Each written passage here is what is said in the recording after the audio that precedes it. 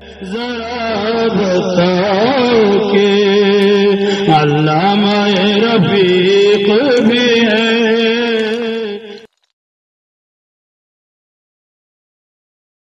تو رونق نہیں رہی، اور کہاں سے کوئی چھین کے تھوڑی لے گیا باہر سے. ہمارے بازو میں سے کسی گوشت نکال تھوڑی لیا، چھینا جب تھوڑا ہی ہوئی ہے. جیسے اندر سے بڑھا تھا ویسے ہی اندر سے گٹ گیا. نسلخ منہ النہار فاذا هم مظلمون، آیت لهم اللیل نسلخ منہ النہار فاذا هم مظلمون. اور ولللیل سابق النہار کل فی فلک یسبحون. یغشی اللیل النہار، کبھی رات کو اللہ دن پہ، کبھی دن کو اللہ رات پہ سوار کرتا رہتا ہے. اور ایک دوسرے کے دشمن ہیں، یہ جمع ہو سکتے نہیں، کبھی کھانے کے چکر میں رہتے ہیں. یہ اس کو کھا رہا ہے، وہ اس کو کھا رہی ہے، اور پھر برابر ان کا مقابلہ مقاتلہ چلتا رہتا ہے. اور بقول لوگ گاؤں والوں کے کبھی یہ دن بڑھے کبھی یہ رات بڑھی. ایسا ہوتا ہے. یہ مولانا یہ ناروے وغیرہ میں 6 مہینے تک جی 6 مہینے رات وہ افق کے اوپر ہی چکر کاٹتا رہتا ہے. خود میں شمالی پر سورج چڑھا ہی نہیں جاتا،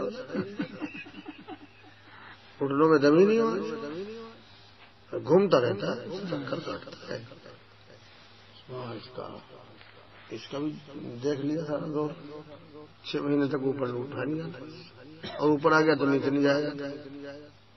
جیسے بڈھے اوپر چلے گئے تو نیچے نہیں اترا جاتا، اور نیچے آ گئے تو اوپر نہیں چڑھا جاتا. گھٹنوں میں درد، پکڑ پکڑ کے مشکل سے اتارا گیا، پکڑ پکڑ کے مشکل سے لے جایا گیا.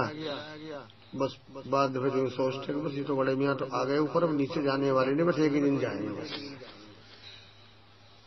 بعد نیچے ہی پڑے رہتے ہیں. وہی اوپر تو وہی بڑا شوق سے بالا خانہ بنایا تھا، اور پھر جا کے دیکھنا بھی نصیب نہیں ہوتا. ہمارے یہاں خان صاحب تھے، خان صاحب جو ایم پی بھی تھے ہمارے یہاں جلال کے، بہت شوق سے انہوں نے پورا 2-3 منزلہ مکان بنایا. بیٹا بیٹی کچھ نہیں تھا، اور بیوی کا بھی انتقال ہو چکا تھا. تنہا نہ مجرد، بالکل نہ آگے رات نہ پیچھے پڑا، ایسے حالت میں تھے. اور 3-4 منزلہ مکان بنایا. بناتے ہی بناتے اور آخر کو جب وہ مکان بن کے تیار ہوا تو جا کر دیکھنا بھی نصیب نہیں ہوا. بس ایک دن انتقال ہو گیا. دیکھنا بھی، اور اگر وہ زندہ بھی رہتے تو چڑھ نہیں سکتے، اور اگر چڑھ جاتے تو اتر نہیں سکتے. اس لیے سب کی طاقتیں معلوم ہو جاتی ہے کون کتنے پانی میں ہے. جو کل تک دندنا تھا پھر پہلوان، وہ آج گھٹنے پکڑ کے اٹھنے لگا ہے. جب جس کا کل حسن جمال کا شعرا تھا، ساری دنیا اس کے حسن جمال کی قائل تھی، آج منہ پہ جھریاں پڑی ہوئی، کوئی دیکھنے کو تیار نہیں. شیخ صاحب کا پورا خاندان اور یہ خود پہلوان شمار ہوتے تھے. ابھی چلتے ہیں تو میں ان کو دیکھتا ہوں، ان کی جوانی ہم نے دیکھی تو کیا قوت تھی. ابھی تو ماشاء اللہ اتنی قوت ہے ان میں تو، مگر وہ پہلوانی آہستہ آہستہ چلتے جھومتے ہوئے. اچھا پھر یہ گھٹتی جو ہوتی ہے یہ بھی آہستہ آہستہ، اور بڑھت جو ہوتی ہے وہ بھی آہستہ آہستہ. ایک دم بڑھ جاتے تو بھی پریشانی تھی، اور ایک دم گھٹ جاتے تو بھی پریشانی تھی. یہ گھٹنا اور بڑھنا سب بتدریج ہو رہا ہے. نہ گھٹنے کا کچھ زیادہ فکر ہوتا ہے، نہ بڑھنے کی کچھ زیادہ فکر ہوتی ہے. بس پھر جب اتنا گھٹ جاتا ہے کہ اٹھا ہی نہیں جاتا. ایک بیٹا ادھر لگ رہا ہے، ایک بیٹا ادھر لگ رہا ہے، کوئی بیٹی لگ رہی ہے، کوئی بیوی لگ رہی ہے، کوئی کچھ لگ رہا ہے، خدام اٹھائے پھر رہے ہیں. بس وہ اب سمجھتا نہیں، ارے تو سب گئے. نہیں، یہ پھر بھی نہیں سمجھتا. یہ سمجھ لیتا تو اس دن بھی صحیح ہو جاتا، سمجھتا اس دن بھی نہیں. اس دن بھی یہی سوچے نہیں کوئی دوا ایسی مل جائے گی، ابھی تو کہیں نہیں جا رہا. کسی بھی رات میں پتے نہیں کھاتے، ایسا معلوم ہوتا ہے. اس لیے یہ تو سمجھنے کا سوال ہی پیدا نہیں ہوتا کہ کوئی یوں سمجھے گیا. حکیموں کی دکانیں کھلی ہوئی ہیں، ڈاکٹروں کے پاس بڑے بڑے انجیکشن رکھے ہوئے ہیں، گولیاں رکھی ہوئی ہیں، پیسہ پاس ہے، دولت ہے. بڑے سے بڑا 10,000 کا بھی انجیکشن ہے کہ لگوا لیں، ایک دفعہ کے تو مرنے کے بعد بھی بول ہی پڑیں گے، وہ سمجھتے ہیں. اس لیے اس کا تو فکر ہی نہیں ہے. اللہ میں بھی ایسے لگا دیا کہ چلتے پھرتے نہ بیماری آوے نہ کچھ. تو اچھے تھے، وہ تو آفس میں بھی گئے تھے. وہ ہمارے ایک وکیل تھے، وکیل مختار علی سہارنپور میں. کوئی بچہ نہیں تھا، کچھ نہیں تھا. اور صاحب بھائیوں کی زمین، سارے بھائی بھی یہیں مرتے رہے، سب کی میراثیں انہیں ملتی رہی. چاروں بھائیوں کا سرکہ اسے مل گیا اور ساری عمر وکالت کی اور اس میں خدا جانے جائز ناجائز کیسے کیسے کمایا. اس کے بعد پھر ایک دن اچھے خاصے وہاں دفتر میں بیٹھے تھے جہاں وہ وکالت کرتے رہتے، عدالت میں کچہریاں میں کرسی میں بیٹھے تھے، وہیں بیٹھے تھے. اب وہ جھگڑے پڑے گا میراث کس کو ملے گی. اب کوئی ہے آ رہی ہے، بیوی کے رشتے دار آئے ہیں، کئی دوسری کے دور دراز کے رشتے دار آ رہے ہیں، ہم اس کے وارث ہیں، ہم اس کے وارث ہیں، اس کے وارث ہیں. اور ڈنڈا جوتا چل رہا ہو اور خود کر جاتے، کچھ تو کر جاتے. اگر دلی کے لال قلعے میں مغل بادشاہ ایک چھوٹا سا مکتب بھی اگر کھول جاتے تو جا نہیں سکے.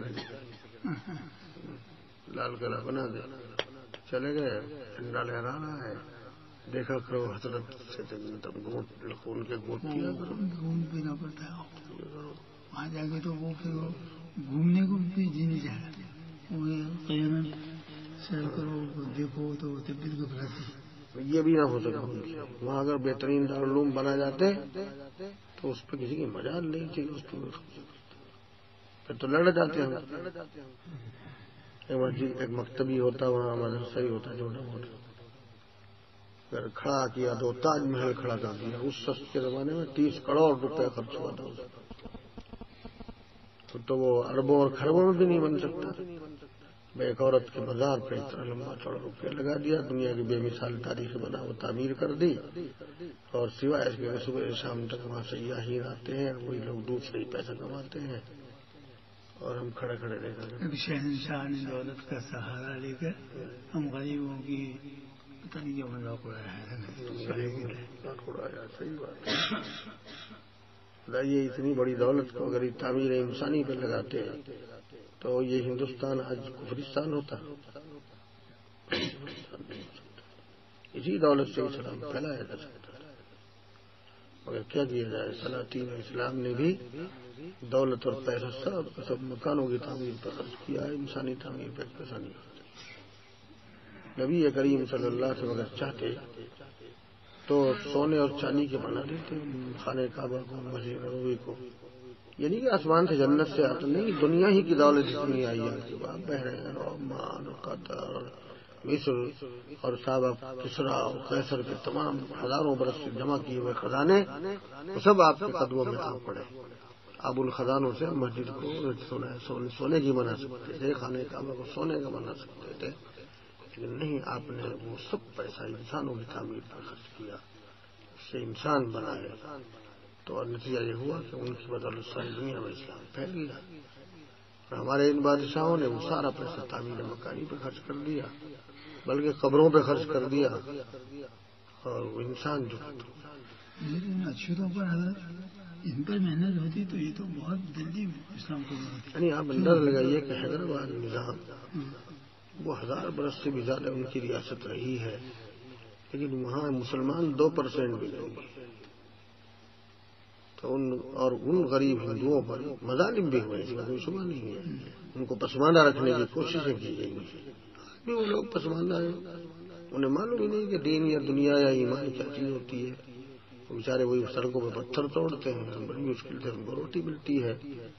اگر یہ لوگ چاہتے تو وہ شاہی خزانہ جو پھر ان کو دینا پڑا ہے اگلی گورنمنٹ کو پوری سیکشن کے بعد، تو وہ پیسہ اگر یہ اپنی رعیت اور غریبوں پہ خرچ کرتے تو سب ایمان لے آتے.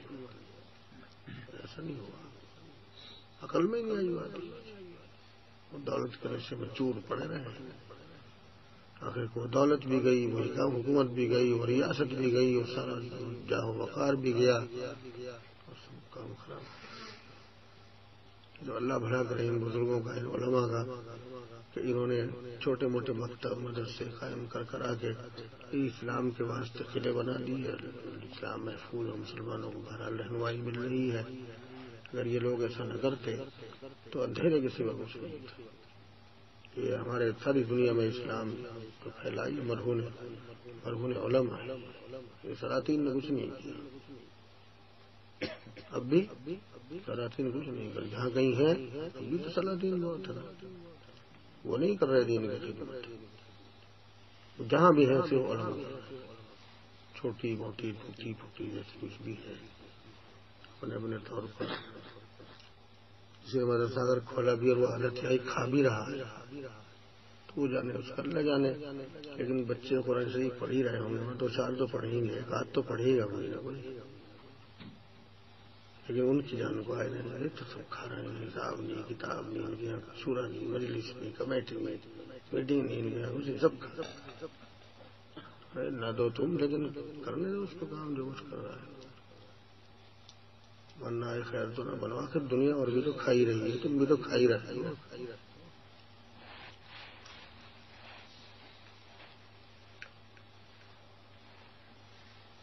تین سو روپئے 400 روپئے کی تنخواہوں پہ پورے مہینے محنت کر، وہاں اپنی بات کر رہا ہوں. 300 اور 400 میں کیا ہوتا ہے؟ آپ کے 300 روپئے میں یہاں کے 10 پاؤنڈ ہوتے ہیں، 10 پاؤنڈ بھی نہیں ہوتے. اور ایک مہینے کی چوڑا محنت پر اس کو 300 روپئے ملتے ہیں. 3 بچے ہیں، ایک بیوی ہے، ایک اماں بڑھیا ہے، ایک ابا بوڑھے پڑے ہوئے ہیں، ایک ساس بھی سر پڑ گئی ہے، اور سب تو میں سوچتا ہوں کہ یہ 300-400 روپئے والے ہیں تو 4 دن یا 8 دن چلتے ہوں گے، یہ کیا کرتے ہوں گے؟ وہ ہمارے مولانا صاحب مرحوم تھے، وہ وہیں کے جلال کے رہنے والے سادات میں سے تھے. تو ان کی آخری تنخواہ جب ان کا انتقال ہوا، ہارٹ فیل ہوا تھا ان کو، رات کو ہو گیا، ابھی عمر تو ان کی زیادہ نہیں ہوئی تھی، تو وہ اس وقت شاید 100-150 روپئے تنخواہ تھی. 4 بیٹے 4 بیٹیاں، بیوی بچے اور مہمان نواز آدمی. تو جب وہ 15 دن ہو جاتے تھے مہینے میں، ہم حضرت جی کے پاس بیٹھے ہوتے تھے،